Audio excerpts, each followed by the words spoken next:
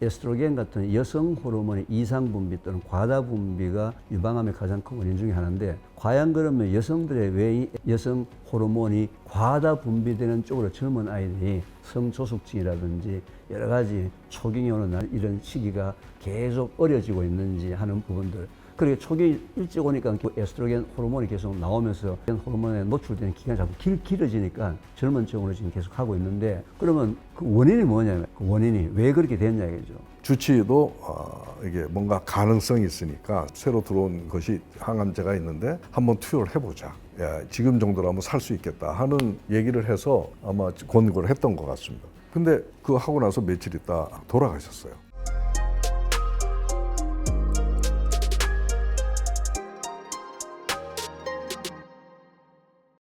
그리고 이제 암 발생 배경 네 번째 요소는 영양 공급이다 이렇게 얘기하고 싶어요. 사실 암 환자들이 얘기 나오는 것 중에 하나가 암으로 죽는 게 아니라 못 먹어서 죽는다, 영양 불량으로 죽는 경우가 허다하다, 뭐 이런 얘기가 나올 정도로 암 환자들한테는 영양 공급이 굉장히 중요한 몫이 되고, 그것이 면역 기능에 영향을 주어서 암을 이겨내도록 하게 되는데, 대개 보면은 암 환자들이 항암 치료를 하거나 수술하거나 방사선 치료하게 되면 소화 기능이라든가 입맛이라든가 이런 것들이 좀 떨어지는 것 같아요. 근데 그런 것들이 결국은 암을 진행시키는데 역할을 하게 되는데, 정말 이 부분은 뭐 이 교수님이 많이 연구를 하셨기 때문에 많은 자료들을 아시겠지만은 영양분 흡수도 잘 되고 소화도 잘 되는 형태의 그런 음식들이 유기농 음식이라든가 발효를 해서 한다든가 하는 식의 처리를 해서 암 환자들이 충분한 영양을 공급받도록 하는 거, 이런 것이 굉장히 중요하고, 우리가 먹는 것도 중요하지만 아까 첫 얘기했듯이 독성이 있는 음식은 먹지 말아야 된다. 암 환자들은 잘 우리가 지혜로운 눈을 가지고 어떤 것이 독성이 있는 음식인지,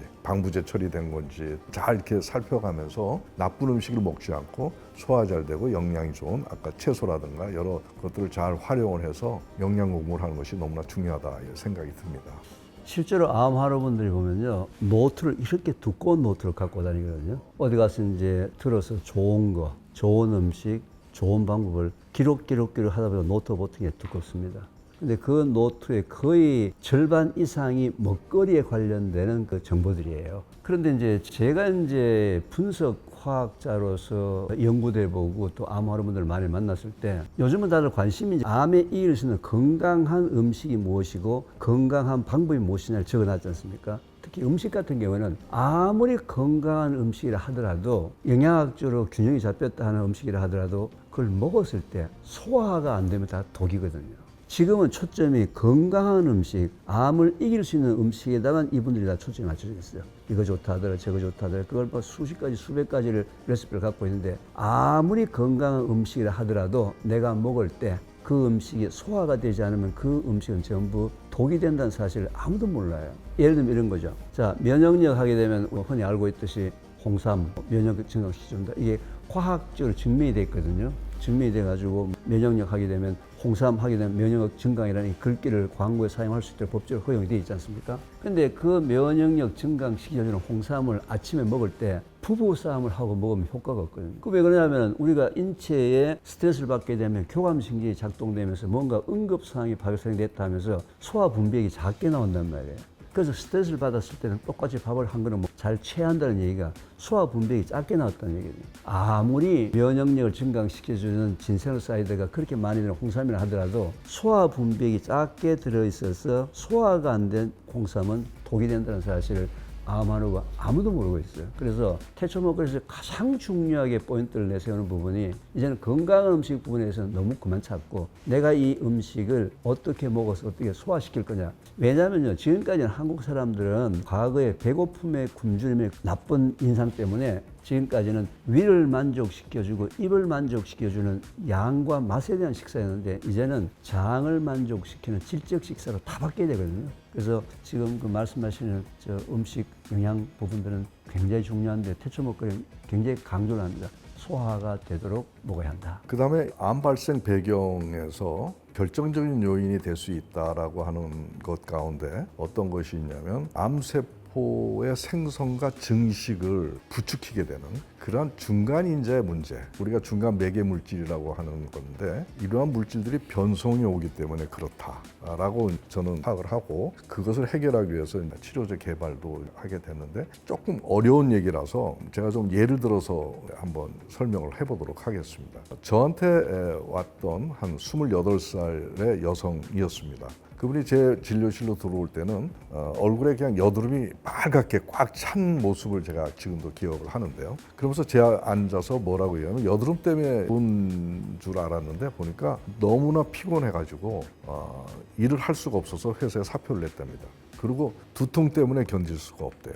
그리고 우울증까지 왔고요. 그래서 거의 뭐 삶을 포기할 정도로 이렇게 무력한 삶을 보내고 있다고 하는데 여기저기 이제 병원을 다 다니고 했는데도 보약까지 먹는데도 뭐 이러한 증상 개선은 되지 않았던 것 같아요. 근데 이분을 제가 진찰을 해보니까 위하고 장에 담적 덩어리가 있더라고요. 음식 노폐물이 부패한 것이 담적인데 그게 꽉 위장관에 쌓여 있는 것을 발견하고 그것을 제거하는 형태의 치료를 하기 시작했습니다. 그래서 한 3주 정도 후에 이제 제 방에 들어왔는데 보니까 여드름이 많이 가시고 안색이 좀 좋아졌어요. 근데 제 방에 제 옆에 앉아가지고 감사하다고 얘기할 줄 알았는데 저한테 항의를 하더라고요. 그게 뭐냐면 선생님 치료받아서 몸은 좀 가벼워지고 좀 괜찮아졌는데 부작용이 생겼습니다. 그래요. 그래서 무슨 부작용입니까? 그랬더니 나는 소화는 원래 진짜 잘했는데 선생님 약 먹고 소화가 안 되기 시작합니다. 그래요. 하하, 나는 원래 소화 잘 되게 하는 전문인데 왜 이렇게 됐을까 하고 물어봤더니 자기는 원래가 라면을 5개 먹고 잔대요.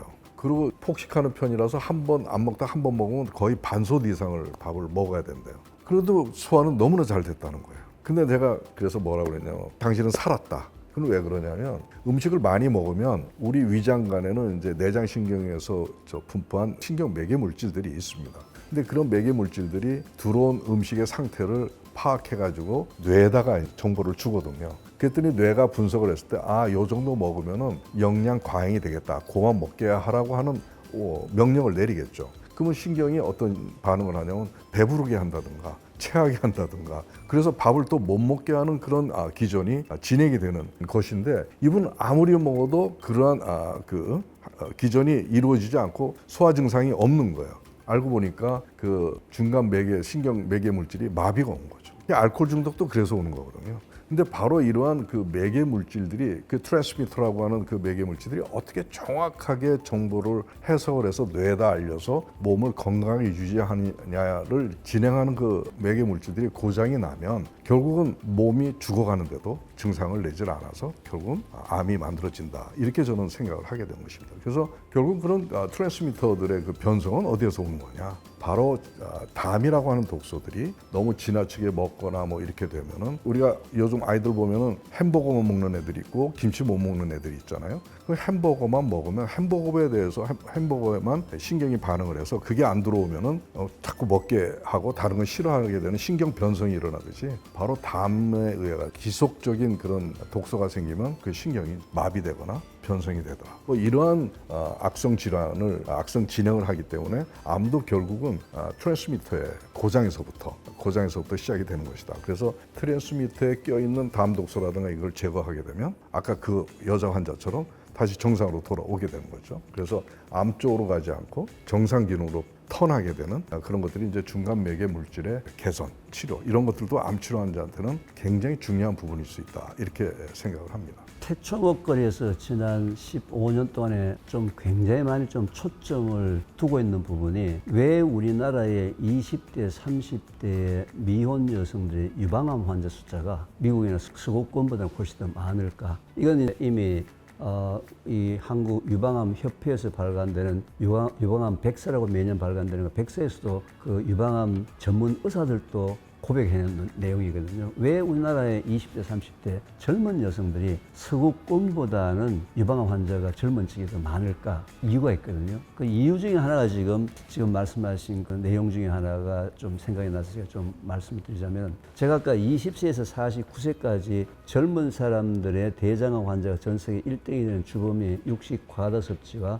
밤에 많이 먹고 태워서 먹는 거라고 얘기를 드렸지 않습니까? 유방암 뭐 원인의 강제 여러 가지가 많지만서도 그래도 가장 유방암이 발생되는 가장 큰 원인 중에 하나가 에스트로겐 같은 여성 호르몬의 이상 분비 또는 과다 분비가 유방암의 가장 큰 원인 중에 하나인데, 과연 그러면 여성들의 왜 이 여성 호르몬이 과다 분비되는 쪽으로 젊은 아이들이 성조숙증이라든지 여러 가지 초경이 오는 날 이런 시기가 계속 어려지고 있는지 하는 부분들. 그리고 초기 일찍 오니까 그 에스트로겐 호르몬이 계속 나오면서 호르몬에 노출되는 기간이 자꾸 길어지니까 젊은 층으로 지금 계속 하고 있는데, 그러면 그 원인이 뭐냐면, 그 원인이 왜 그렇게 됐냐 이거죠. 제가 지난 한 15년 동안에 여러 가지 의학적 자료를 검토해 보면 딱 두 가지예요. 첫째는 고지방, 고당. 그러니까 너무 단 음식을, 너무 고소한 음식. 특히 지방 부분에 대해서는 특히 초등학교 유치원 아이 때부터 30대 여성이 시집갈 때까지 먹는 우리나라 여성의 간식의 거의 대부분 다가 기름에 튀겼거든요. 기름에 튀긴 음식. 많은 사람들이 이제 기름에 튀게 되면 다들 좋아하지 않습니까? 고소하고 맛있으니까. 이 세상에 공짜가 없어요. 아무리 좋은 기름, 뭐 엑스트라 버진 올리브 오일이 됐던 뭐 아보카도 오일, 이 현재 마트에서 팔고 있는 모든 종류의 기름은 열을 가하는 순간에는 그 기름이 산화되면서 과산화 지질이라는 형태로 바뀌거든요. 과산화 지질 형태로 바뀌게 되면 이게 우리 몸에서 엄청난 영향을 주기 시작합니다. 아까 지금 말씀하신 건 매개체 같은 그런 부분을 줘가지고요. 모든 세포에 독소부터 시작해가지고 산화시키죠. 그 다음에 유전자 변형시키죠. 활성산소를 더 많이 만들어내게 하죠. 그래서 이 기름, 튀긴 음식, 이 부분이 지금 저희 대처 먹거리에서 아주 화두가 되어 있어서, 예를 들면 이렇게 이제 설명을 합니다. 자, 계란을 어떻게 드세요? 하고 물어보면요. 거의 한 80~90%가 후라이를 해서 먹습니다. 왜 그렇게 후라이해서 먹습니까? 맛있으니까요. 그러거든요. 그러면은 삶아가지고 소스를 맛있게 해서 한번 드셔보셨냐고. 그것도 진짜 맛있는 방법이라고. 그러면 계란을 후라이해서 먹어야지만 먹는다는 생각에서 삶아가지고 맛있는 소스, 자기가 제일 좋아하는 소스에다 찍어 먹는 방법으로 패턴을 지금 바꾸셔야 된다. 지금 이 기름에 대한 2차 변성 물질에 대한 얘기하신 그 부분이 저한테 지금 계속 가슴이 와닿아가지고요. 우리나라 20대, 30대 결혼하는 미혼 여성들은 우리 제 박사님 강의를 좀 들어야 될 것 같습니다. 아무튼 뭐 이렇게 먹는 것이 암으로 진행이 되겠느냐에 대한 생각을 하기가 참 어렵죠. 의학적인 상식이 없으면. 그러다 보니까 입에 맞춰서 먹게 되는데, 아까 교수님 말씀하신 대로 장에 맞춰서 먹자.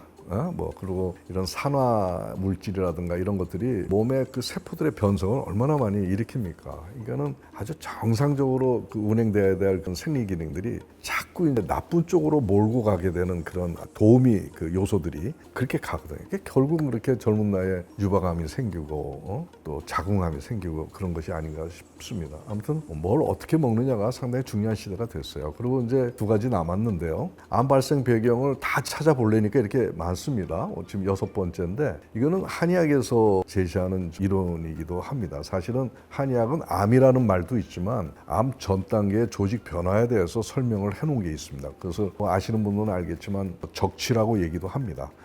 또 담적이라든가 어열이라든가 이런 말들도 한의학의 책에는 잘 설명이 되어 있는데, 이것은 어떠한 질병의 개념이냐면 암덩이라고 하는 악성 조직 이전에 뭔가 조직 세포들이 뭉치고 경화되고 혈액순환이 안 되고 좀 그 안에 염증도 생기고 하는 등의 그런 미세한 그런 좋지 않은 암으로 가기 전 단계 그 조직 응결에 그런 문제들이 진행이 된다는 걸 이제 찾아낸 거죠. 그래서 우리가 적치다, 이제 어혈이다 이렇게 얘기를 하는데, 이런 것들을 이제 아까 우리 암에서는 예방이 중요하다고 말씀을 하셨듯이 바로 이런 것들이 감지가 된다면 어혈이나 담적이나 이런 적덩어리를 풀어내는, 그거는 암 단계에서 푸는 것보다 훨씬 쉽거든요. 약으로든 또 그것을 없애는 물리적인 기기 치료도 있습니다, 한의학적으로. 그래서 이런 걸 통해서 하게 되면 암으로의 진행 어느 정도는 막을 수 있지 않겠나 하는 생각을 해봅니다. 그래서 항상 그 암 환자들은 지금 위암이 있다 하더라도 다른 부위에 적치나 어혈성 물질이나 담적이 있는지를 확인해서 그것을 같이 없애게 되면은 피도 맑아지고 또 덩어리도 완화되고 나쁜 피 몰아내고 하는 등의 그런 효과를 보면서 암으로 진행되는 것을 막을 수 있다. 이렇게 볼 수가 있습니다. 태초 먹거리 프로그램에서는 이제 결국 저 부분들은 발암인자를 강의를 해드리거든요. 먹거리에서 발암인자 무엇이 있고, 예를 들면은 많은 분들이 채소를 많이 먹고 녹즙을 많이 먹으면 좋다. 암 환우분들 다 그렇게 알고 있거든요. 근데 이제 녹즙을 많이 먹으면 좋다라는 그 부분은 이제 1930년, 40년, 50년대 미국에서 그 어떤 독일계 의사 선생님이 유방암 환우분들한테 녹즙하고 무염식하고 뭐 커피 관장하고 시켜보니까 유방암에 좀 재발률이 낮아지더라 해서 이제 조금 이렇게 유행했던 건데요. 어떤 분들은요, 요즘 암 환우분들 보면요, 하루에 녹즙을 10잔씩, 15잔씩 먹고 밥을 아예 안 먹는 사람이 있거든요. 제가 볼 때는 벌써 영양실조 단계에 들어가가지고 뼈가 막 만져지는데도 불구하고. 근데 이제 그분들이 믿는 부분은 뭐냐면은 그 채소를 먹으면 다 건강하다고 생각하는데 그게 아니거든요. 주로 암 환우분들이 녹즙이나 채소를 먹을 때 푸른 잎 채소가 많지 않습니까? 아무래도. 주로 많이 쓰는 것이 케일, 신선초 이런 것들을 많이 사용하는데 우리가 케일을 보더라도 마트에 가서 보면 쌈용 손바닥만 하거든요. 쌈 싸 먹는 거요. 여기다 해야 맛있잖아요. 근데 즙용 케일은 이거 손바닥만한 케일 집어넣으면 몇 장 집어넣어야 한 잔 나올까? 40개, 50개 집어넣어야 되겠죠. 즙용 케일은 잎이 크고 줄기가 굵어요. 근데 모든 지구상에 존재하는 모든 종류의 푸른 잎 채소는 잎이 크고 상품성이 있고 진녹성이 되려면 무조건 질소 비료를 많이 줘야 됩니다. 질소 비료를 많이 주게 되면 그 채소 속에 질산염이라는 형태로 되어 있고요. 그 질산염이 과다하게 우리 몸속으로 들어오게 되면 질산염이 니트로스 아민이라는 1군 발암물질이 만들어집니다. 그러니까 그분이 주장했던 1930년, 40년대, 50년 비료가 없었어요. 진짜 자연적으로 자란 채소 뭐 좀 먹었으면 괜찮은데 지금은 절대로 상업적으로 판매되고 있는 이 녹즙 재료를 사가지고 하루에 몇 잔씩 먹는 건 굉장히 위험하거든요. 그렇게 하려면 자기가 직접 비료 안 뿌리고 농사를 지어서 하는 경우는 괜찮은데 이런 그 부분들을 사람들이 모르고 있거든요. 그래서 지금 말씀하신 그 원인에 대한 부분들을 또 우리 식생활 속에서 굉장히 자기가 원인인 줄 모르고 지금 이제 그 매일매일 원인에 노출되고 있는 부분들은 저희 대추목교에서 상당히 많은 부분을 지금 얘기를 해서 좀 안 하도록 그렇게 좀 권유를 하고 있는 중입니다. 이제 거의 마지막 주제를 다루게 됐습니다. 이제 암 발생 배경 7번째 요인이라고 한다면 또 그렇게 해서 치료를 해야 된다고 하면 몸을 강하게 하자. 정상 기능을 강하게 해서 그 강해진 정상 기능이 암을 몰아내도록 하는 그런 노력을 하자라고 하는 그런 이슈가 되겠습니다. 제가 제 친구의 얘기인데요. 그 친구가 꽤 오래전에 후두암을 알았습니다. 그래서 항암 치료도 하고 치료해서 완전히 난 걸로 생각을 했는데 한 7년 정도 만에 재발이 됐는데 그 주의 림프까지 전이가 되면서 결국은 치료를 호플레스로 대학병원에서는 이제 진단을 받았다고 그럽니다. 그러다 보니까 재산도 다 자식한테 유산도 물려주고 유서 쓰고 정리하는 그런 시간들을 보내고 있었을 때 제가 한번 방문을 했습니다. 그랬더니 입맛이 없어가지고 그냥 잔치국수 해가지고 후루루 먹고 병원에서 나오는 음식도 먹지 못하고 그러고서는 이제 죽음을 기다리는 상황이죠. 그래서 제가 안 됐다 싶어서 면역 기능을 좀 올려주는 그런 좋은 약이 있는데 한번 좀 들어보겠느냐라고 이제 저희 병원에서 환자들에 제공하는 흑삼삼 계열의 약을 급해서 제공을 했습니다. 근데 그것을 먹고 이 친구가 계속 카톡으로 보내오는 거예요. 일주일 단위로. 이거 먹고 입맛이 좋아졌다고 얘기를 합니다. 그래서 밥을 먹을 수 있게 됐다라고 얘기를 하고 그 다음에 얼마 있다 또 튜머 마커, 암 종양 튜머 마커가 내려가기 시작했다. 좀 체력도 좀 좋아지고 피곤한 것도 없어지고 계속 좋은 소식을 주는 거예요. 그러면서 이제 어떤 생각까지 하냐면 자기가 이제 이렇게 치료하면 살겠다 싶어가지고 양평에다가 조그만 별장을 지어서 자기가 한번 휴양도 하면서 한번 이런 약을 먹으면서 한번 가려해보겠다 하는 얘기를 해요. 그래서 근데 곧 뭐라고 전화가 왔냐면 주치의도 이게 뭔가 가능성이 있으니까 새로 나온 그 면역 항암 새로 들어온 것이 항암제가 있는데 한번 투여를 해보자. 지금 정도라면 살 수 있겠다 하는 얘기를 해서 아마 권고를 했던 것 같습니다. 그랬더니 그 친구가 그럼 하겠습니다. 라고 얘기하면서 저한테 뭐라고 얘기하냐. 이것을 투여할 때는 다른 어떤 것도 하지 말라고 지시가 내려왔기 때문에 우선 요 약은 내가 좀 홀드하겠다. 그러고 나서 끝난 다음에 먹겠다. 이렇게 얘기된 거예요.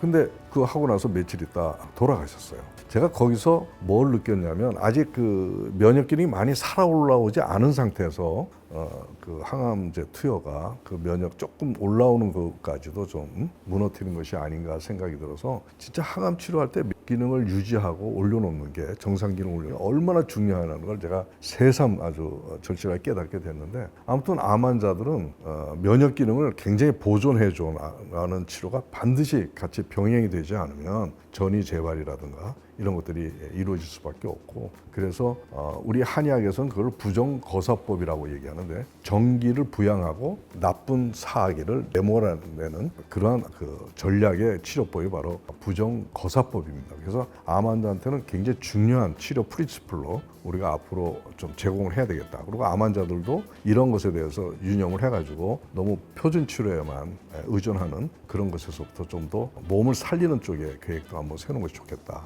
이런 생각을 해봅니다. 1960년에 노벨 의학상을 받은 프랭크 버넷이라는 의사 선생님이 있습니다. 이분이 1960년에 노벨 의학상을 받았는데 우리 인체의 놀라운 어떤 메커니즘을 찾아냈는데 그게 뭐냐면은 아무리 건강한 사람도 매일매일 우리 몸에서 암세포가 수만, 수십만, 수백만이 생긴다. 왜냐하면 입과 코로 들어오는 음식, 공기, 물 중에서 발암인자를 피해서 살 수 있는 방법이 없거든요. 예를 들면 이제 우리 여기 공주에 떠다니는 황사, 미세먼지 황사가 중국에서 넘어올 때 산둥반도에서 중화학 곰단지에서 올라오는 모든 매연가스가 다 이미 발암물질이 다 묻어 있단 말이에요. 다 암 환자가 안 되네요. 자, 검은색 고기를 굽다 보면은 불만 내려고 고기를 숯불에 굽다 보면 거기에 탈 수밖에 없는데 그 탄 부분을 끊어서 저 실험실에 와서 분석해 보면은 벤조피렌이라는 1군 발암물질 그거 먹으면 암세포 생긴다. 근데 건강한 사람도 매일매일 그렇게 발암인자를 피해서 살 수가 없는데 그럼 다 암 환자가 안 되는 이유가 뭐다? 우리의 면역력이 정상을 유지한다면 그날 들어오는 모든 암세포는 다 면역세포가 다 잡아먹고 청소를 한다는 거죠. 근데 그날따라 이 사람이 면역이 떨어졌을 때 습관적으로 먹었던 검은색 고기 한 점이 암세포를 다 제거하지 못하고 계속 자라다가 5년, 10년, 15년 뒤에 그 사람의 운명을 바꾼다는 거거든요. 그래서 이제 태초 먹거리가 두 번째 초점을 맞춘 것이 바로 그 면역력 부분을 어떻게 회복하고 유지하느냐가 가장 초점이 맞춰져야 되는 건데요. 그 면역력 부분에 대해서는 저희 가정에서도 투병 과정에서 실수했던 부분이거든요. 실수했던 부분인데 면역력이 회복되기 전에 다시 원래의 일로 돌아가가지고 너무 많은 스트레스를 경험하면서 그게 결국은 이제 다시 재발하고 전이하는 그 원인이 됐죠. 그때는 뭐 그냥 정상생활해도 전혀 문제 없다. 라고 얘기를 해서 물론 정상생활을 했는데 문제는 그 정상생활이라는 것이 이제 그게 워낙 스트레스가 많은 거를 이제 저희들이 몰랐죠. 그래가지고 면역력이 떨어지는 상태에서 그 스트레스를 받게 되니까 바로 전이 재발이 바로 일어나는 저희 가정이 겪었던 가장 큰 실수 시행착오가 바로 면역력이 회복되지 않은 상태에서 다시 삶으로 돌아갔다는 거죠. 그래서 그 면역력 부분은 뭐 너무 중요한 태초목걸에서도 거의 뭐 80~90%에 대한 프로그램이 전부 다 면역력에 대한 프로그램에 초점이 맞춰져 있다고 할 수 있겠습니다. 두 분 말씀 감사합니다. 모두의 말씀 드렸다시피 항암 표준 치료는 기술이 굉장히 발달해 있고 또 매우 중요합니다. 그러나 그것만 가지고 해결하되 안 된다는 것이 명약 관한이셨고 두 분의 대담을 통해서 그것이 얼마나 중요한지 또 사례들을 들어가면서 말씀해 주셨고 그다음에 여러 가지 과학적인 근거 또는 의학적인 근거 가지고 말씀해 주셨습니다. 이런 치료들이 검증받은 의료기관에서 시행된다면 양방의 치료만으로 모든 것을 해결하기보다 다양한 접근이 이루어져야 된다는 생각이 당연히 들게 됩니다. 제가 자료를 찾아보니까 독일에서는 표준치료 이후에 환자들이 이런 다양한 치료에 쉽게 접근할 수 있도록 국가에서도 지원해주고 또 여러 가지 프로그램들도 있고 하던데 참 그 부분이 많이 아쉽다는 생각이 듭니다. 그래도 두 분께서 분야는 다르지만 이렇게 같은 뜻을 가지고 지금까지 많이 노력해 주셔가지고 두 분의 말씀을 들으면서 우리 환자들에게 참 희망과 용기를 드리는 것 같습니다. 자, 이러한 새로운 길을 열기 위해 두 분께서 손잡고 함께 노력해 주셔서 앞으로는 환자들이 정말 건강하고 행복하게 제가 충주 갔을 때 행복한 치료 참 어폐가 있다는 생각했는데 두 분 말씀 들으니까 그래야만 될 것 같고 그래야만 희망이 생기는 것 같습니다.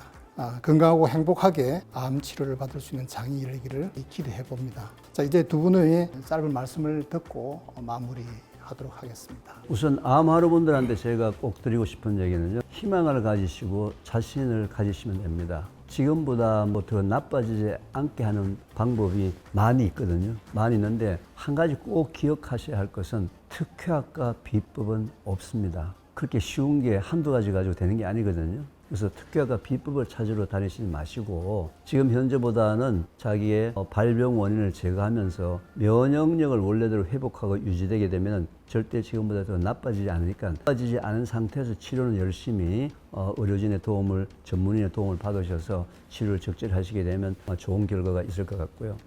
제가 의료인의 입장은 아니지만 감히 제가 좀 한 가지 부탁 말씀을 드린다면은 지금 우리나라에서 치료는 전 세계적으로 아주 우수의 인정을 현재 받고 있거든요. 근데 거기에 비해서 관리 프로그램은 지금 전적으로 다 암 환우분들에게 맡겨놨습니다. 암 환우분들은 지금요 그대로 방황입니다. 현재 굉장히 혼란스러운 데다가 정보가 너무 많은 정보의 홍수 속에서 현재 혼란을 겪고 있는 중이거든요. 이런 부분들을 우리가 의료 부분에서 뭔가 좀 정책적으로 다른 선진국의 예를 좀 봐서 얼마든지 긍정적인 결과가 이미 통계학적으로 다 나와 있기 때문에 우리가 받아들일 거냐 받아들이지 않을 거냐라는 정책적인 결정이지 이미 그 결과는 이미 다 평가가 되어 있습니다. 진짜 암 환우분들에게 도움이 되는 것이 무엇이다 라는 것이 여러분 다 아시니까 암 환우분들의 도움이 되는 어떤 정책적 결정이나 또는 예방과 관리에서도 좀 더 많은 관심을 가지고 암 환우들에게 진정 도움이 되는 예방과 관리 그리고 치료 프로그램이 좀 조화가 되는 그런 계기가 되었으면 좋겠습니다. 저도 암 환자분들에게 한 두 가지 말씀을 드리고 싶어요. 하나는 인체는 엄청나게 강하다. 하나님 만드신 인간의 생명성은 굉장히 강합니다. 암세포 몇 센치도 안 되는 그 암세포 온 전체가 그것 때문에 무너지는 건 말이 안 됩니다. 암세포의 모든 정상 세포들을 잘 살려서 암을 스스로가 몰아낼 수 있는 그런 계획을 세우셔야 됩니다. 그리고 또 한 가지는 그 암 환자들에게 표준 치료 외에 한방이다 뭐다 하면 큰일 난다는 식의 그 조금 악의적인 소문 같은 것들에 지혜롭게 좀 판단했으면 좋겠다는 생각이 듭니다. 서두에 일본의 예에서도 그렇고 미국도 그렇고 독일의 예에서도 봤지만 표준 치료 말고 지금 암을 예방하고 관리하고 이렇게 하는 것에 대한 치료에 대해서 굉장히 정책적으로 또 의학적으로 지금 지원하고 있고 진행이 되고 있습니다.